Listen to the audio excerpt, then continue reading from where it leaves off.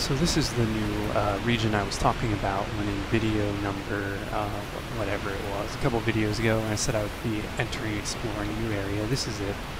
It's still technically considered Darkroot Garden. I feel like I always see people calling like some place the forest, and maybe this is the forest that they're talking about. But its area name is, there's no, as far as I can tell, there's no actual Darkroot forest. And so now I'm going to fight these big kitty cats here, who, they're rather intimidating. They, funnily enough, when I was fighting these, the first thing that popped in my head was some sort of large Totoro or cat bus-like creature, if any of you have seen My Neighbor Totoro. Oh, and that looks like I ran for my life there already, or just went back to heal up. There's actually a number of these cats that pop out here, and I think this might be the only place in the game that you can find them, right here in this small clearing.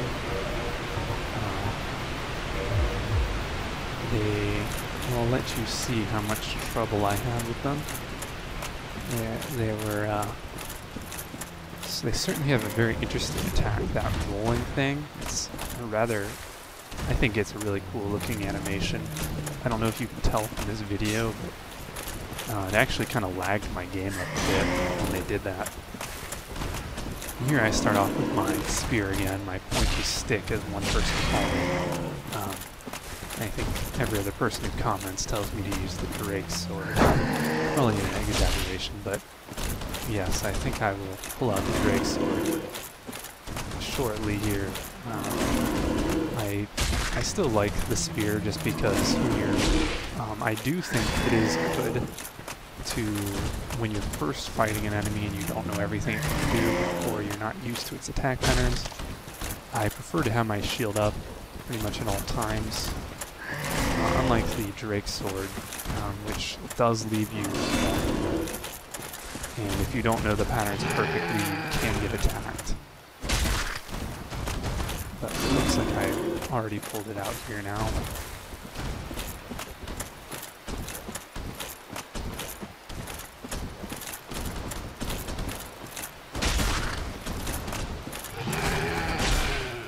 I'm just watching myself get that up here. I think I fight this one cat, and I get his health nearly down to nothing, and then unexpected and unfortunate happens. I don't know how much longer it takes me to get his health down here. I will just go ahead and read from the guide, as I've been doing the last couple videos, about the great feline here.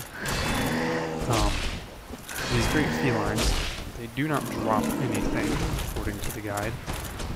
It says the mighty great felines of Darkroot Garden can cause major problems when you come across them. They can inflict massive damage and are very hard to dodge or run away from. They have several unblockable attacks that do huge damage, and if you encounter them in a group, death is almost certain. Thankfully, we're here to help. Looking back at the video, it looked like there was some lag there. Just looking for myself to turn around. Did it happen? I wasn't watching. There's a point when multiple of the felines all appear. I was almost about to kill the one, and it's like he called for his friends to come back him up or something. I think that just happened, but I was looking down. Fortunately, they don't follow very far. Continuing with the guide, it says all the great felines are located in one area of the Darkroot Garden. This is right after the bridge you cross after climbing a series of ladders, beginning at the base of the waterfall in the Darkroot Basin near the hydrant. As soon as you cross the bridge and enter the area, at least one great feline will spot you and attack. There are also several other great felines on the ledges around this area. You'll leap down to join the fray should you venture too close. Safe zone.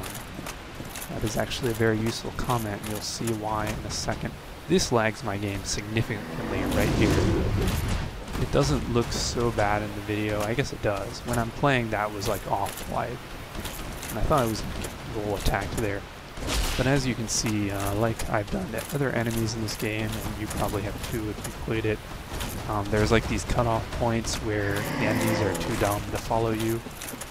And fortunately or unfortunately for the difficulty of the game, fortunately for being able to survive, it makes things a lot easier in abusing the AI.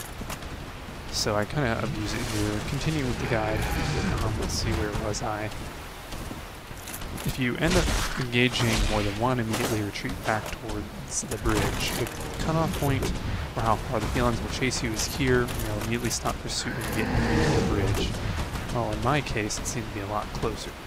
If you are a mage-type class, it's a perfect place to launch your range attacks from, completely safe from attack while the felines back away slowly. Using a bow will also work here, though due to the massive HP of the feline, this will be quite time-consuming. Melee builds can also use the cutoff trick to attack the felines as they begin to back away slowly. You can get a quick strong attack in before backing away. Make sure you don't venture back into the pursuit range of the feline if you attempt this though, as they'll attack you immediately. And yes, there's a lot of lag in this area. If you are dealing with a lone great feline, you can fight it in a more conventional manner, instead of the saw I was doing. The Great Feline is more dangerous at certain ranges. Max range, you'll have to especially be wary of the deadly rolling charge. I'm surprised I actually managed to dodge that as many times as I did. It always seemed to almost get me. An incredibly fast and blockable attack that will does huge damage. You have to roll out of the way with good timing to survive this attack, so be ready to move at a moment's notice. Preferably, you want to close the distance. At mid-range, just outside the range of most melee weapons, the feline will use the quick pounce attack, which is powerful and tracks decently well. I guess, how many do I have left here? One or two? Beating this poor thing over the head. What is it? I think this feline got completely broken. It was unable to even go backwards, the poor thing. Yes, I am just cracking it in the skull now. Worried me for a second there.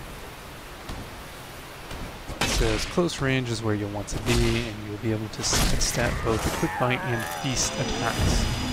You'll be able to guard the weaker turning bite attack. Try to land your attacks to its head, as they will do extra damage.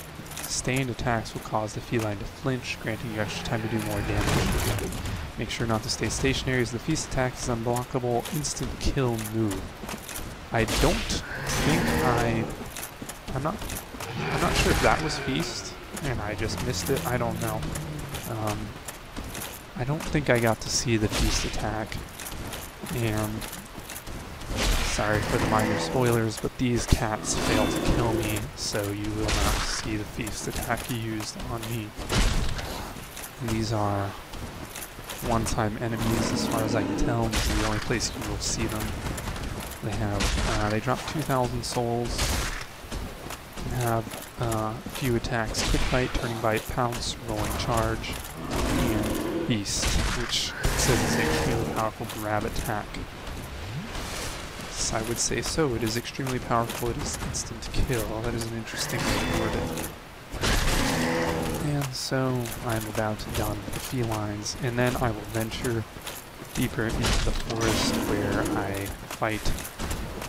They call them mushroom men, I think. I'm not sure. It's a few more pages into the book here. I'm not actually going to read that page though, because I didn't really extensively fight the mushrooms, and I'd rather not see everything about them, because as I mentioned previously, I'm not using this guide to spoil or help me beat things, really. I'm just using it more for the fun aspect of reading about things after I beat them, and just seeing all the fine details of this game. But I don't think I'm ever going to read about an enemy before I beat it. And I don't remember what I'm doing here. I guess I'm about to level myself up before I go back. And as for this video, I think I will be done saying anything until the next video. I don't remember if it's in this video or the next. It might be the next, but one thing you'll notice, actually I think it's the next video, so I think I'll mention it then instead of now. Until the next video, I'll talk to you guys then.